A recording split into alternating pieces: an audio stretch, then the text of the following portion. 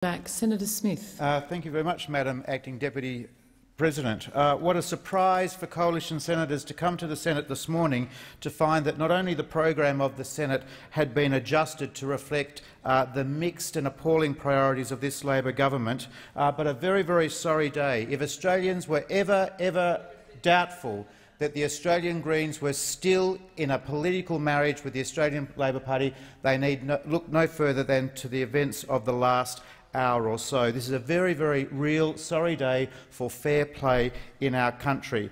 Fair play over what should be the proper considerations, the fulsome considerations of constitutional reform proposals in our country. This is not about a specific constitutional reform proposition. This goes to the heart of how we have our public discourse. This goes to the heart of how we share our ideas and ultimately how Australians come to a conclusion before they cast their vote on constitutional reform. Shambolic, reckless is how we've used to describe this government's management of our budget. Shambolic and reckless is how we've used to describe this government's management of our borders. Shambolic and reckless is how we've used to describe this government's approach to many of our national affairs. Not even the Australian Constitution is saved from the shambolic and reckless attitudes of this Labor government. No one is safe, not even our cherished national Constitution. This demonstrates yet another broader failure on the part of this Labor government. It matters not whether you are for or against any of the constitutional reform proposals that are being put before Australians. It matters whether or not you are for a full and proper discussion about what are the merits of those proposals. In this instance, in the last days, we hope, in the last days of this Labor government, not even the Australian value of a fair play is safe from the shambolic, reckless attitudes of this Labor government.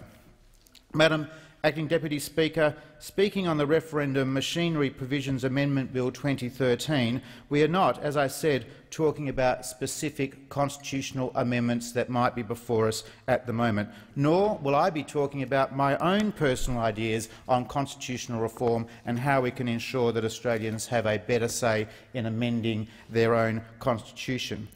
But in discussing this bill, I just want to touch briefly on some of the concerns that I and other coalitions have with this particular bill. We know that the government wishes to hold a referendum concurrently with the federal election scheduled on the 14th of September.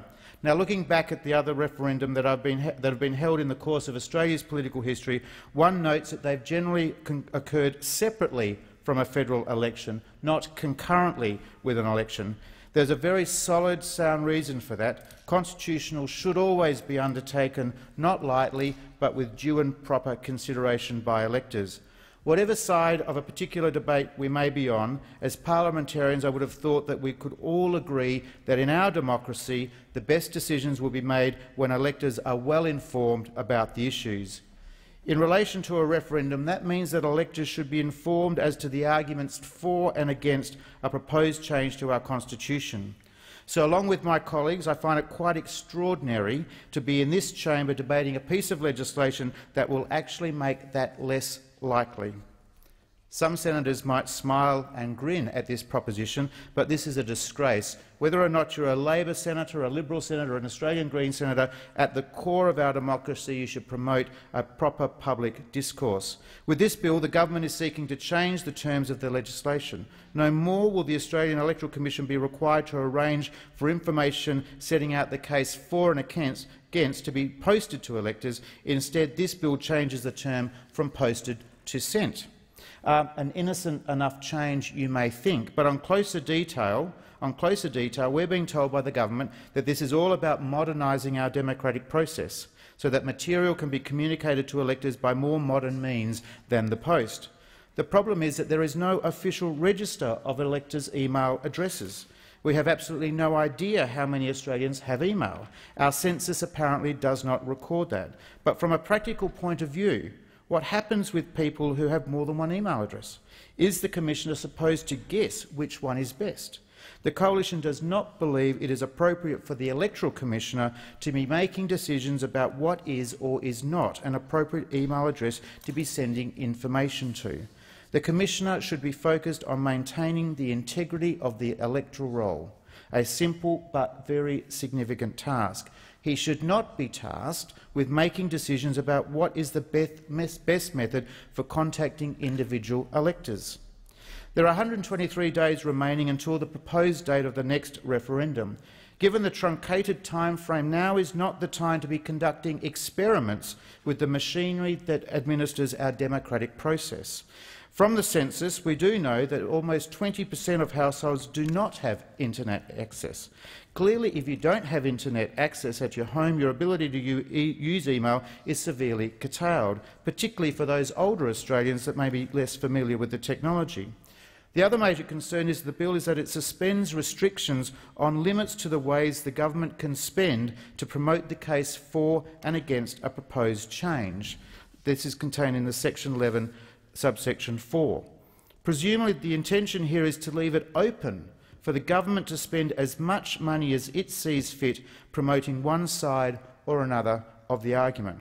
There's no provision here to require the money to be divided equally between a yes and no case.